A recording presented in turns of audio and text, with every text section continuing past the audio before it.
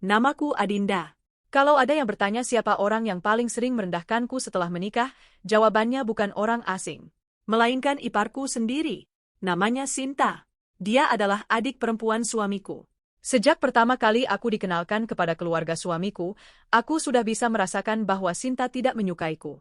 Tatapannya selalu sinis. Senyumnya terasa dipaksakan. Namun saat itu aku mencoba berpikir positif. Mungkin dia hanya butuh waktu untuk menerimaku sebagai bagian dari keluarga. Sayangnya, dugaan itu salah. Semakin lama aku mengenalnya, semakin sering pula ia mempermalukanku. Semua berawal karena latar belakang keluargaku. Aku berasal dari keluarga sederhana. Ayahku seorang pensiunan guru. Ibuku berjualan kue dari rumah. Aku sendiri bekerja sebagai staf administrasi di sebuah perusahaan kecil ketika pertama kali bertemu suamiku, Arga.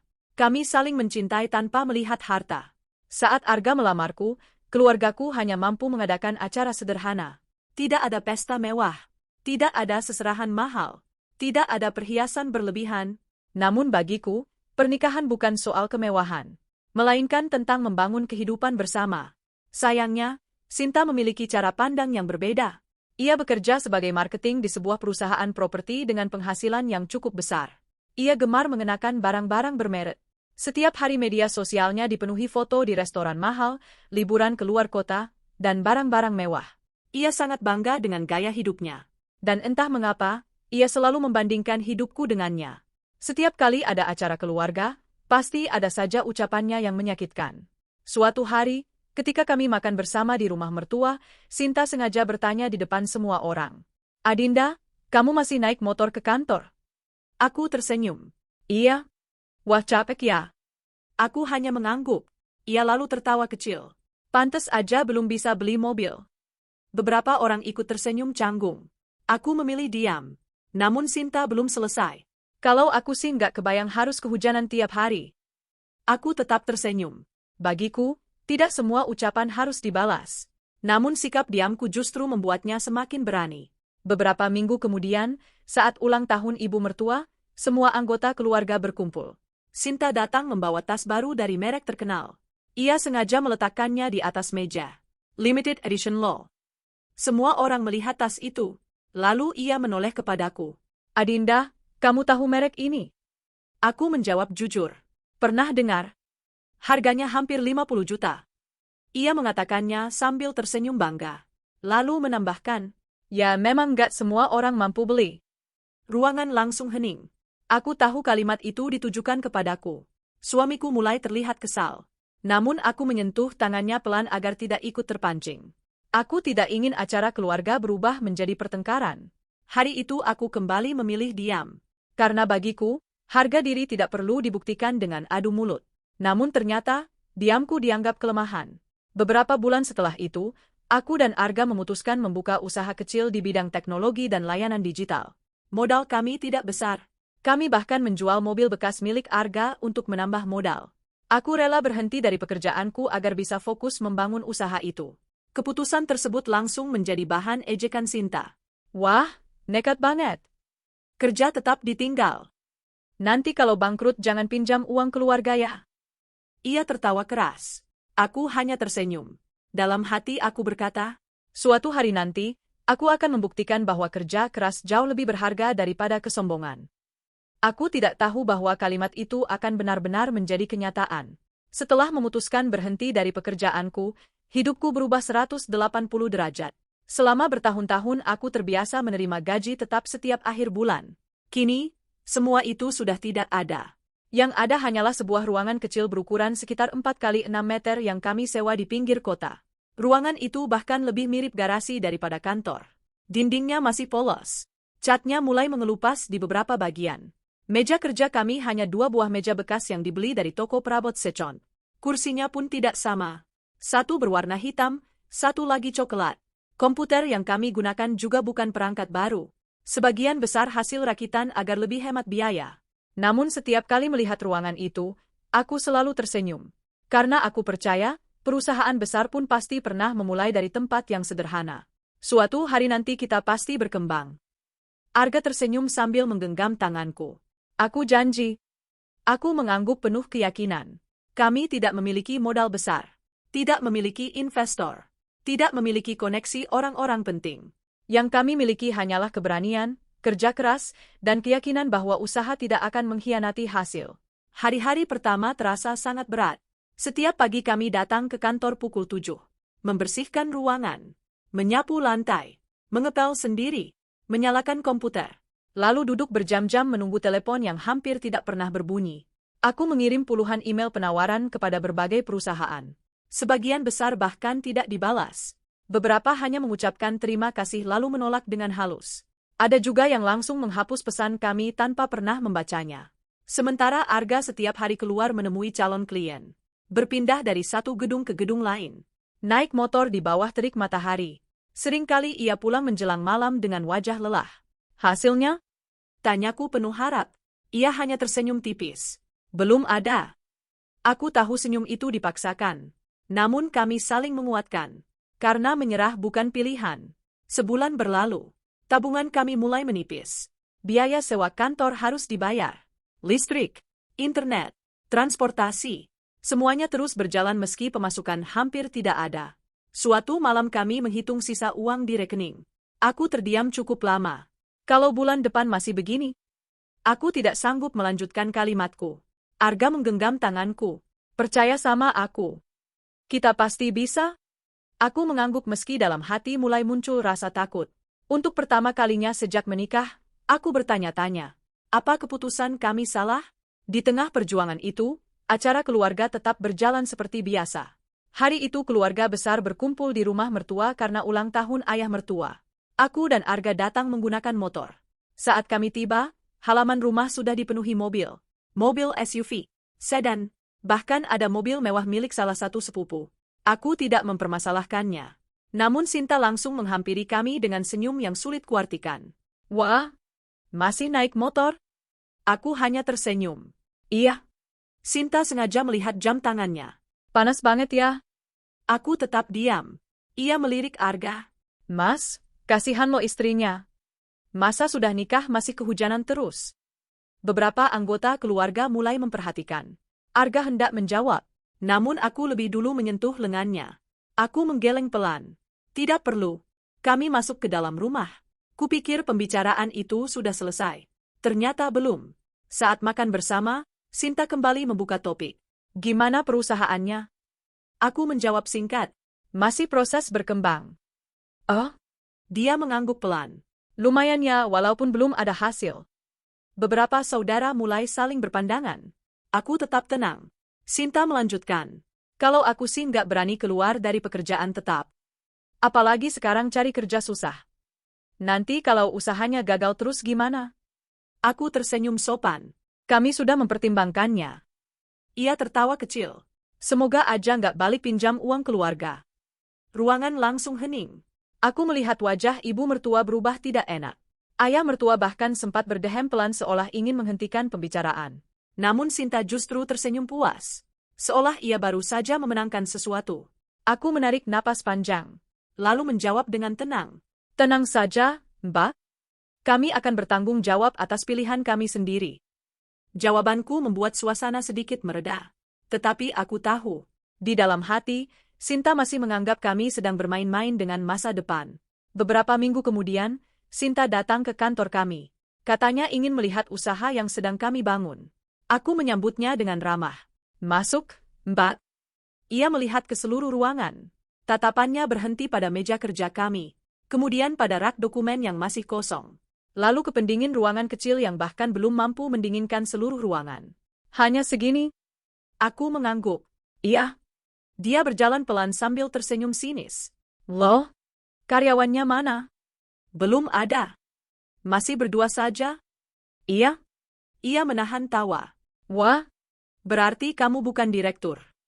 Masih jadi resepsionis, admin, CS, sama OB sekaligus ya? Ia tertawa. Aku ikut tersenyum. Iya. Kalau perusahaan masih kecil memang harus begitu. Bukannya malu, aku justru bangga.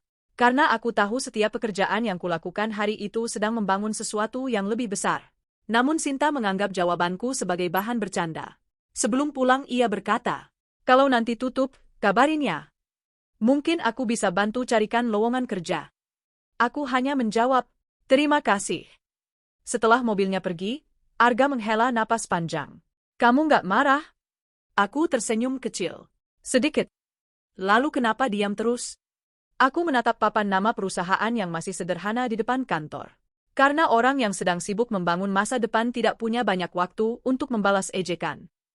Arga tersenyum bangga. Itu yang membuat aku semakin yakin memilihmu. Aku tertawa kecil.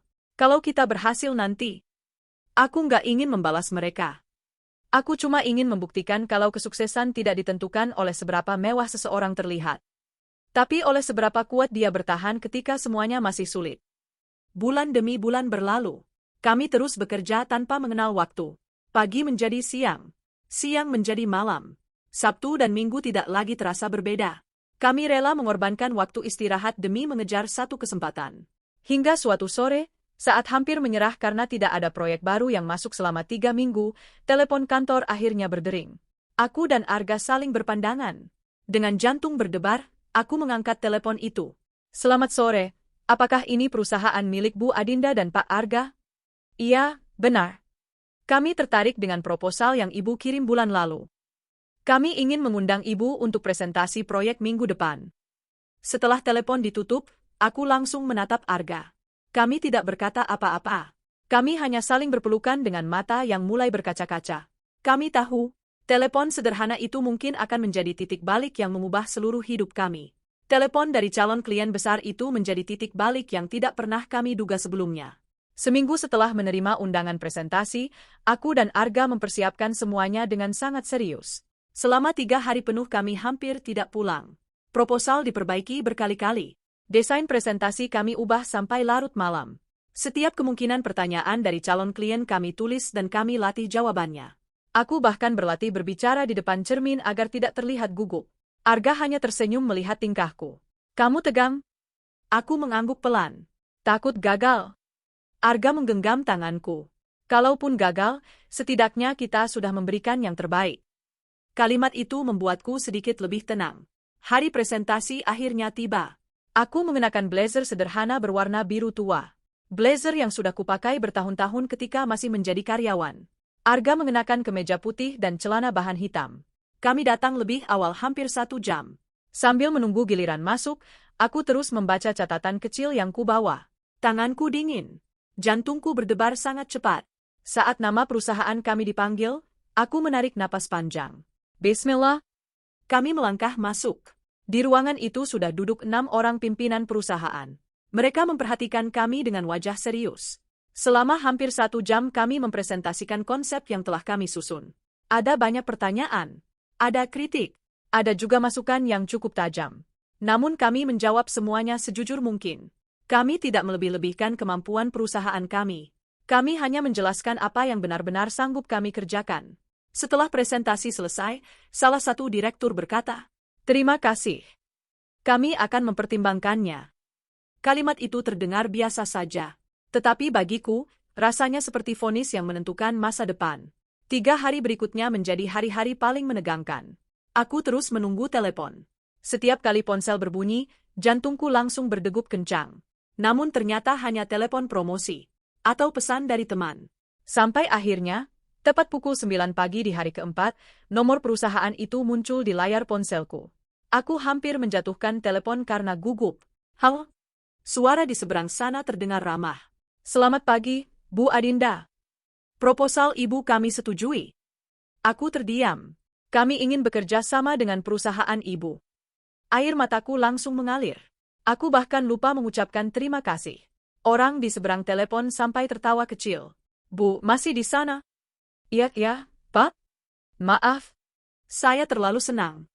Setelah telepon ditutup, aku langsung berlari ke ruang kerja Arga. Maaf. Arga berdiri kaget. Ada apa? Kita diterima? Apa? Proyek kita diterima. Tanpa berpikir panjang, Arga langsung memelukku. Kami berdua menangis. Bukan karena sedih, melainkan karena perjuangan panjang kami akhirnya mulai membuahkan hasil. Proyek pertama itu kami kerjakan dengan sepenuh hati. Aku sering pulang lewat tengah malam. Arga bahkan beberapa kali tidur di kantor. Kami tidak ingin mengecewakan klien pertama kami. Karena kami sadar, kepuasan satu pelanggan bisa membuka pintu bagi pelanggan lainnya. Dan benar saja. Setelah proyek itu selesai, perusahaan tersebut memberikan ulasan yang sangat baik. Mereka merekomendasikan jasa kami kepada rekan-rekan bisnisnya. Dari situlah semuanya mulai berubah. Klien berdatangan, proyek bertambah, pendapatan mulai meningkat. Kami akhirnya mampu merekrut 2 orang karyawan, kemudian 5 orang, lalu 10 orang. Kantor kecil kami mulai terasa sempit. Meja-meja tambahan memenuhi ruangan. Suasana yang dulu sepi kini berubah ramai oleh suara diskusi dan tawa para karyawan. Aku sering berdiri di pojok ruangan hanya untuk memperhatikan semuanya. Kadang aku tersenyum sendiri. Tidak menyangka ruangan yang dulu hampir kosong kini dipenuhi orang-orang yang menggantungkan harapan pada perusahaan kami. Setahun berlalu, perusahaan kami berkembang jauh lebih cepat daripada yang kami bayangkan. Kami pindah ke gedung kantor yang lebih besar. Tidak terlalu mewah, tetapi cukup nyaman untuk seluruh tim. Jumlah karyawan kini mencapai lebih dari 50 orang. Klien kami berasal dari berbagai kota, beberapa bahkan berasal dari perusahaan nasional. Aku dipercaya menjadi direktur operasional. Tugasku mengawasi jalannya perusahaan dan memastikan seluruh divisi bekerja dengan baik. Sementara Arga lebih fokus mengembangkan strategi bisnis dan mencari peluang baru. Meski keadaan sudah jauh lebih baik, kami sepakat untuk tetap hidup sederhana. Kami belum membeli mobil mewah, belum membeli rumah besar. Kami lebih memilih mengembangkan perusahaan dan menyejahterakan para karyawan. Karena kami tahu betul bagaimana rasanya memulai dari nol. Yang menarik, hampir tidak ada anggota keluarga besar yang mengetahui perkembangan perusahaan kami. Aku memang tidak pernah mengunggah kehidupan pribadiku di media sosial. Tidak pernah memamerkan kantor. Tidak pernah memperlihatkan pencapaian. Bagiku, kesuksesan tidak perlu diumumkan setiap hari. Biarlah hasil kerja yang berbicara. Sementara itu, media sosial Sinta masih sama seperti dulu. Hampir setiap minggu ia mengunggah foto di kafe mahal. Liburan, belanja, tas bermerek, sepatu baru, jam tangan mahal. Setiap melihat unggahannya, aku hanya tersenyum. Aku tidak lagi merasa sakit hati. Karena kini aku memahami bahwa hidup bukanlah perlombaan untuk terlihat paling kaya, melainkan perjuangan untuk menjadi pribadi yang lebih baik. Suatu hari keluarga besar kembali berkumpul di rumah mertua.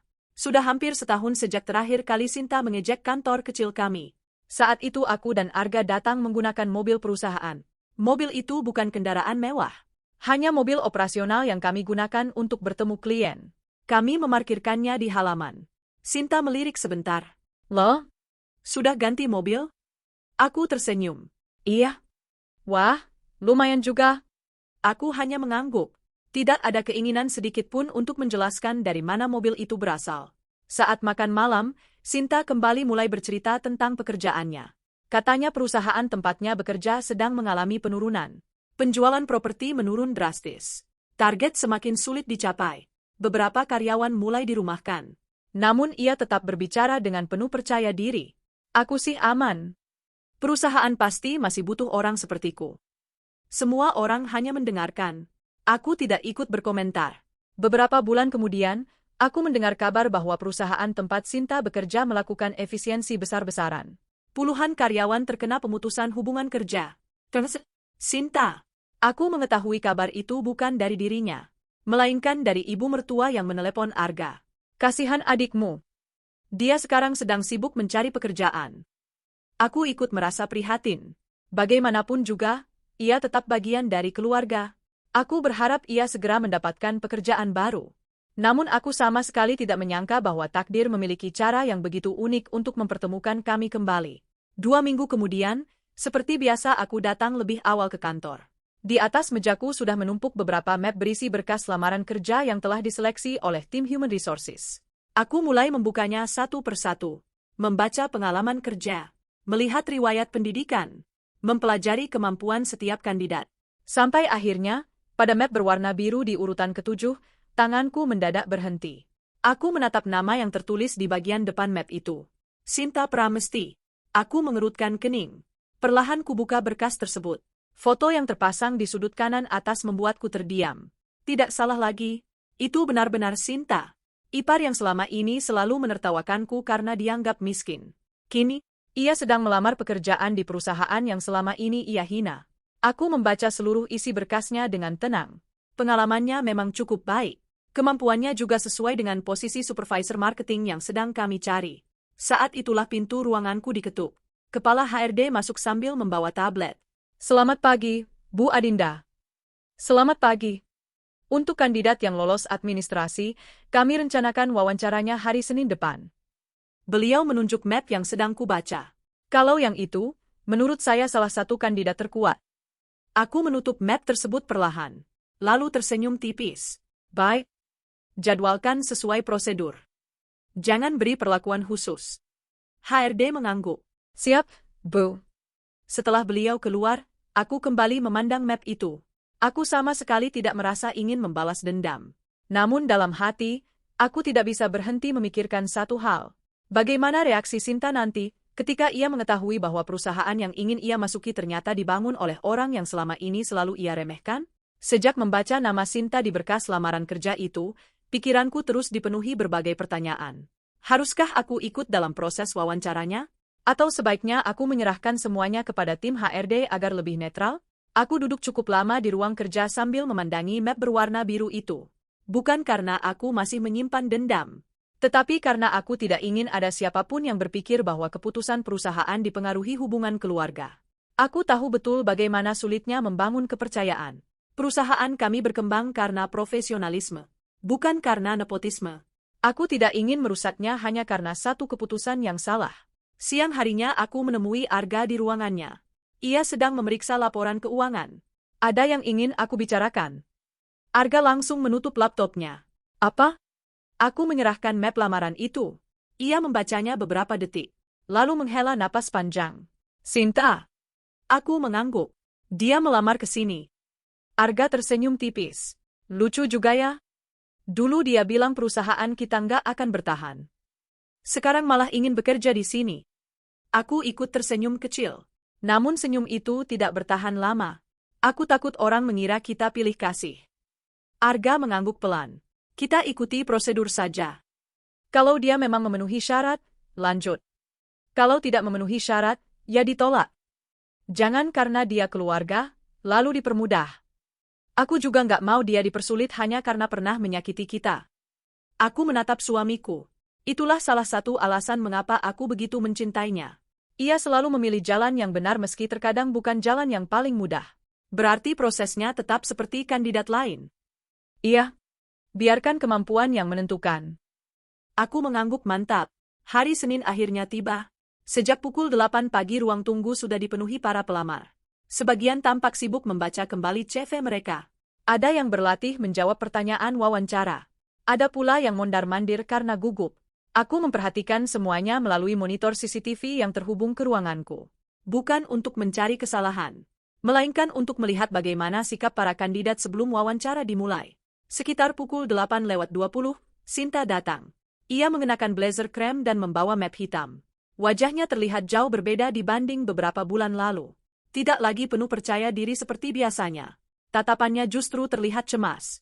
Ia duduk di kursi paling ujung sambil beberapa kali membuka kembali dokumen yang dibawanya. Aku memperhatikan dari balik layar. Entah kenapa, ada rasa iba melihatnya. Aku teringat sosok Sinta yang dulu. Selalu berbicara lantang.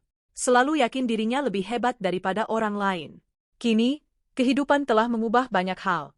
Proses wawancara tahap pertama dilakukan oleh tim HRD. Aku tidak ikut masuk. Aku hanya menerima laporan hasilnya. Sekitar 1 jam kemudian, Kepala HRD mengetuk pintu ruanganku. Silakan masuk. Beliau menyerahkan lembar penilaian. Bagaimana hasilnya? Secara pengalaman kerja cukup baik, Bu. Komunikasinya juga bagus. Tapi? Aku mengangkat kepala. Tapi apa? Beliau terlihat sangat gugup. Aku tersenyum tipis. Mungkin karena baru saja kehilangan pekerjaan. HRD mengangguk. Mungkin begitu. Lalu tahap berikutnya? Sesuai prosedur, kandidat yang lolos akan bertemu dengan direktur operasional. Aku menarik napas pelan. Reti, giliran bertemu denganku. Sekitar pukul 11 siang, sekretarisku memberitahu bahwa kandidat berikutnya sudah siap. Aku berdiri dari kursi, merapikan blazer, mengambil beberapa lembar formulir penilaian, lalu duduk kembali. Silakan masuk. Pintu perlahan terbuka. Sinta melangkah masuk tanpa melihat ke arahku. Ia masih sibuk merapikan map di tangannya. Selamat siang, Pak. Kalimatnya terhenti. Perlahan ia mengangkat kepala. Tatapan kami bertemu. Wajahnya langsung berubah pucat, matanya membelalak lebar. Bibirnya sedikit terbuka, seolah ia tidak percaya dengan apa yang sedang dilihatnya. Adinda? Ruangan mendadak sunyi. Aku tetap duduk dengan tenang. Silakan duduk, Mbak Sinta. Ia masih berdiri. Sepertinya tubuhnya sulit digerakkan. Beberapa detik kemudian barulah ia perlahan duduk di kursi yang ada di depanku. Tangannya terlihat gemetar. Apa? Ini? Perusahaan ini? Aku mengangguk pelan. Iya. Aku direktur operasional di sini. Ia masih tampak syok. Berarti, perusahaan ini milik kamu. Didirikan bersama Arga. Kalimatku sederhana. Namun wajah Sinta berubah semakin pucat. Aku bisa melihat jelas berbagai emosi bercampur di wajahnya. Terkejut, malu, tidak percaya, mungkin juga menyesal. Beberapa saat tidak ada yang berbicara. Akhirnya aku memecah keheningan. Mbak Sinta. Iya? Hari ini kita berada di kantor. Bukan di acara keluarga. Ia mengangguk pelan. Jadi saya berharap proses wawancara tetap berjalan secara profesional. Ia langsung menundukkan kepala. Iya? Aku membuka CV miliknya. Wawancara kita mulai. Selama hampir 40 menit aku mengajukan berbagai pertanyaan. Tentang strategi pemasaran, cara menghadapi klien, pengalaman memimpin tim, target penjualan, cara menyelesaikan konflik. Awalnya Sinta masih sangat gugup. Namun perlahan ia mulai bisa menjawab dengan baik. Aku harus mengakui, pengalaman kerjanya memang cukup baik. Ia memang memiliki kemampuan di bidang pemasaran. Sesekali aku mencatat poin-poin penting, tanpa sedikit pun membawa urusan pribadi ke dalam penilaian. Saat wawancara hampir selesai, Sinta tiba-tiba berkata pelan. Adina? Aku mengangkat kepala. Boleh aku bicara sebagai keluarga? Aku terdiam beberapa detik, lalu menutup map di depanku. Silakan. Air mata mulai memenuhi matanya. Aku nggak nyangka. Sungguh. Aku hanya mendengarkan. Dulu, aku selalu menganggap kamu nggak akan berhasil. Aku pikir keputusan kalian keluar dari pekerjaan tetap itu bodoh. Ia tertawa pahit. Padahal yang bodoh justru aku. Aku tetap diam. Ia melanjutkan dengan suara bergetar. Aku terlalu sibuk melihat apa yang kalian belum punya. Sampai nggak sadar kalian sedang membangun sesuatu yang besar. Ruangan kembali sunyi. Aku masih ingat semua kata-kataku. Tentang motor. Tentang kantor kecil. Tentang ejekan kalau kalian akan bangkrut. Aku ingat semuanya. Air matanya akhirnya jatuh. Aku benar-benar malu. Aku mengambil segelas air mineral di atas meja lalu mendorongnya ke arah Sinta. Minum dulu. Ia mengangguk pelan. Setelah suasana sedikit tenang, aku berkata, Mbak, saya memang masih ingat semua yang pernah Mbak katakan. Sinta langsung menundukkan kepala semakin dalam. Tapi kalau aku terus hidup dengan rasa sakit itu, aku tidak akan pernah bisa maju. Ia menatapku perlahan. Aku memilih menjadikan semuanya sebagai pelajaran.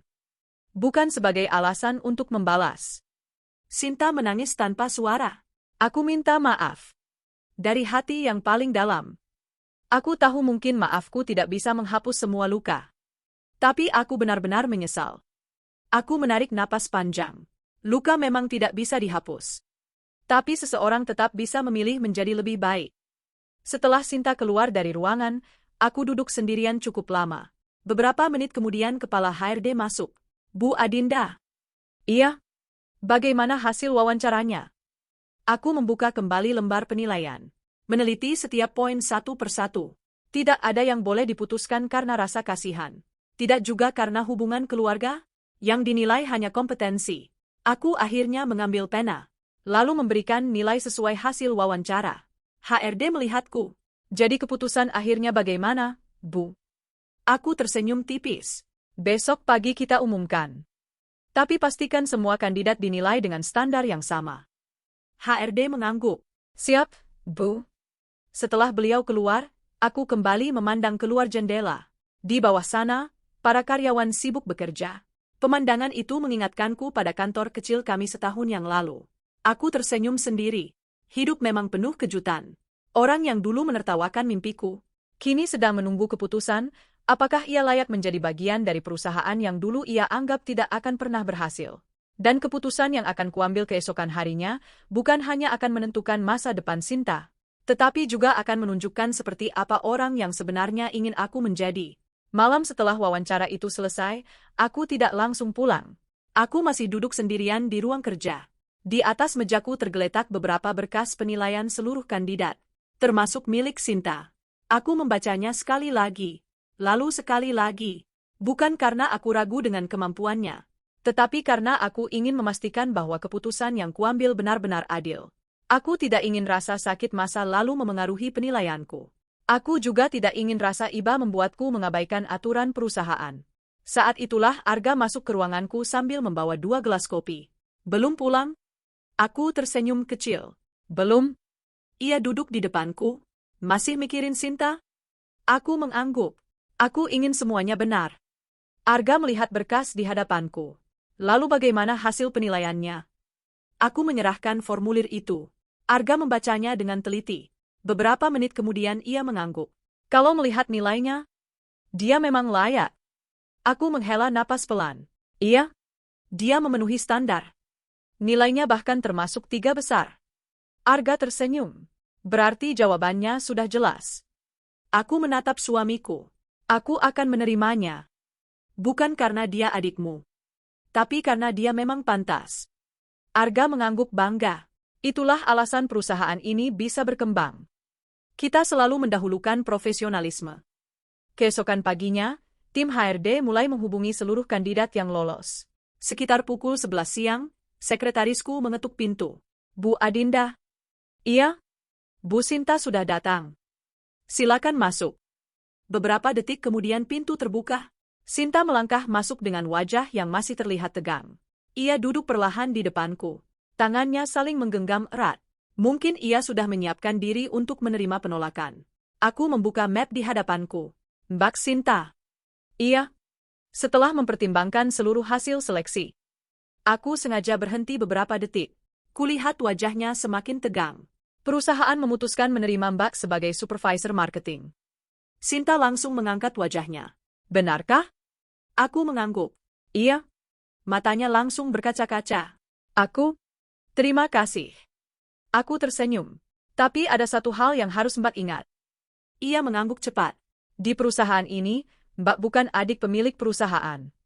Bukan juga iparku. Mbak adalah seorang karyawan. Semua aturan berlaku sama. Semua penilaian berdasarkan kinerja. Kalau bekerja dengan baik, akan mendapat penghargaan. Kalau melanggar aturan, tetap akan mendapat sanksi. Sinta mengangguk tanpa ragu. Aku mengerti. Aku justru senang diperlakukan seperti itu. Untuk pertama kalinya sejak mengenalnya, aku melihat tatapan yang berbeda di matanya. Tidak ada lagi kesombongan. Yang ada hanyalah kerendahan hati. Hari pertama bekerja menjadi pengalaman yang tidak mudah bagi Sinta. Tidak ada seorang pun karyawan yang mengetahui hubungan keluarga kami. Semua hanya mengenalnya sebagai karyawan baru. Ia mengikuti orientasi seperti kandidat lain. Duduk bersama peserta lainnya. Mendengarkan materi perusahaan. Belajar budaya kerja. Tidak ada perlakuan istimewa. Saat jam makan siang, aku sengaja melewati ruang istirahat. Kulihat Sinta duduk bersama beberapa karyawan baru. Mereka tertawa sambil saling mengenalkan diri. Aku tersenyum kecil. Beginilah seharusnya. Semua orang memulai dari garis yang sama. Beberapa minggu berlalu. Sinta mulai menunjukkan kemampuannya. Ia cukup cepat beradaptasi. Pengalamannya di bidang pemasaran memang membantu. Beberapa klien baru berhasil ia dapatkan. Ia juga dikenal cukup ramah kepada tim. Suatu hari, kepala divisi marketing datang ke ruanganku. Bu? Iya? Saya mau menyampaikan sesuatu. Apa? Bu Sinta kerjanya bagus. Aku tersenyum. Bagus? Tapi saya heran. Heran kenapa? Beliau tidak pernah sekalipun mengatakan kalau masih keluarga dengan ibu. Aku tersenyum lebih lebar. Itu memang permintaanku. Beliau mengangguk. Pantas. Selama ini kami benar-benar mengira beliau hanya karyawan biasa.